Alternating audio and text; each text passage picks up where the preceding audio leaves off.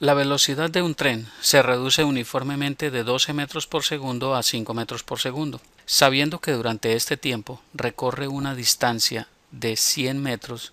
Calcular a. La aceleración y b. La distancia que recorre a continuación hasta detenerse, suponiendo que la aceleración es la misma. Bien, vamos a ver la solución del ejercicio. El primer punto entonces es identificar el concepto y aquí vemos claramente que el concepto involucrado es movimiento rectilíneo uniformemente acelerado. Ese es el concepto que tenemos que aplicar aquí para resolver el ejercicio. El segundo punto, una vez identificado el concepto, es plantear el problema. Y para plantear el problema vamos a recurrir a un gráfico y a ver qué ecuaciones están involucradas en la solución del ejercicio. Vamos primero que todo entonces a hacer un gráfico rápidamente para ver más claramente la situación. Entonces nos dicen que tenemos un tren, vamos a suponer el tren acá, que trae una velocidad inicial que luego reduce esa velocidad a otro valor. Entonces la velocidad inicial va a ser 12 metros por segundo, va en este sentido, y luego la velocidad final va a ser 5 metros por segundo en este sentido, y que en ese espacio de tiempo, en ese intervalo, él va a recorrer una distancia de 100 metros. Eso es básicamente lo que nos dice el ejercicio. Entonces el problema nos pregunta cuál va a ser la aceleración en ese intervalo de tiempo. Posteriormente, para la parte B, entonces nos dicen que cuál es la distancia que recorre, vamos a llamarla X, que el tren va a emplear hasta detenerse, es decir, hasta que la velocidad en este punto sea igual a 0. Eso es. Cuando el tren llega a esta posición, ahí se va a detener.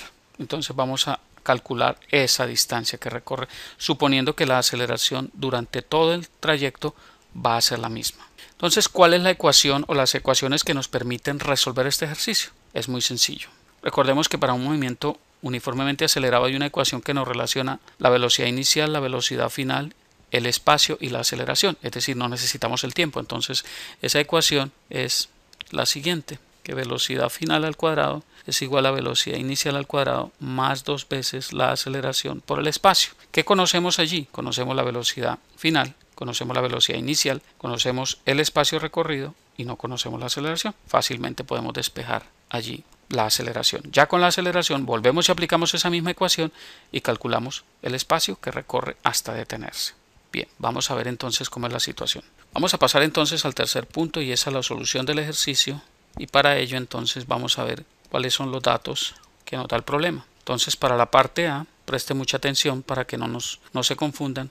La velocidad inicial es 12 metros por segundo, la velocidad final va a ser 5 metros por segundo, el espacio que recorre van a ser 100 metros y la incógnita que nos está pidiendo el problema es cuál es la aceleración en ese trayecto o en ese intervalo. Para la parte B, entonces, la velocidad inicial ahora van a ser 5 metros por segundo y la velocidad final va a ser 0 metros por segundo, porque el tren se detiene finalmente, ¿cierto?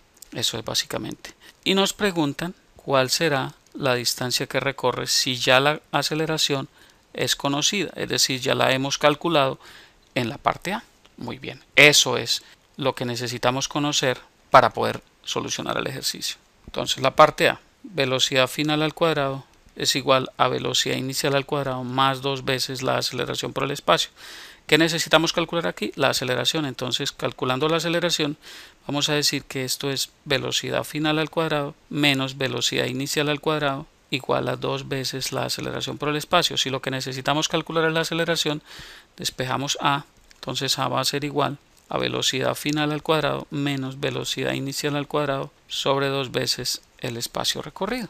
El A se deja solo y el 2x se pasa al otro lado a dividir. Entonces, reemplazando los datos que conocemos, tendríamos que la aceleración va a ser velocidad final al cuadrado, que son 5 metros sobre segundo, menos velocidad inicial al cuadrado, son 12 metros por segundo al cuadrado, sobre 2 por el espacio recorrido, que son 100 metros. Luego entonces la aceleración va a ser 25 menos 144 sobre 200. Y eso me va a dar menos 119 sobre 200. ¿Por qué negativo? Es lógico, porque el tren está frenando, es decir, la aceleración es contraria al movimiento, debe ser de signo negativo. Esa es la razón, ¿ok? Entonces la aceleración va a ser 119 sobre 200 y eso es aproximadamente menos 0.595 metros sobre segundo cuadrado. Y ahí tenemos la parte A, la respuesta para la parte A. La parte B, entonces es muy sencillo también. Volvemos y aplicamos la misma fórmula. Velocidad final al cuadrado va a ser igual a velocidad inicial al cuadrado más 2 veces la aceleración por el espacio. ¿Qué tenemos que despejar aquí ahora? Tenemos que despejar el espacio recorrido. Entonces decimos que velocidad final al cuadrado menos velocidad inicial al cuadrado es igual a 2 veces la aceleración por el espacio. Ahora lo que necesitamos es calcular el espacio. Entonces el espacio va a ser igual velocidad final al cuadrado menos velocidad inicial al cuadrado sobre 2 veces la aceleración. ¿Ok? Entonces, reemplazando, tendríamos que el espacio recorrido va a ser velocidad final. Ahora la velocidad final es 0. Recuérdenlo. 0 menos velocidad inicial era 5 al cuadrado sobre 2 veces la aceleración, que es negativa, menos 0.595. Luego esto nos da menos 25 sobre menos 1.19. Luego entonces x nos va a dar positivo, es una distancia, no puede dar negativa, es aproximadamente igual a 21 metros. Como ven, es fácil, muy fácil. Esa es la respuesta para la segunda parte del ejercicio. El cuarto punto, como siempre, es evaluar las respuestas. Siempre deténganse un momento a verificar que lo que hayan hecho tenga lógica y que las unidades sean consistentes. Es decir, que si yo tengo distancia en metros, tiempo en segundos, pues lo que me da como resultado va a ser metros por segundo, metros sobre segundo cuadrado o metros.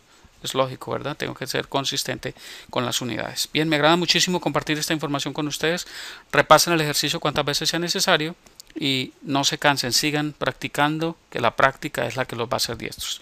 Me da mucho gusto compartir esto con ustedes. Les habló Hernán Puentes de www.miprofesordefísica.com. Hasta pronto.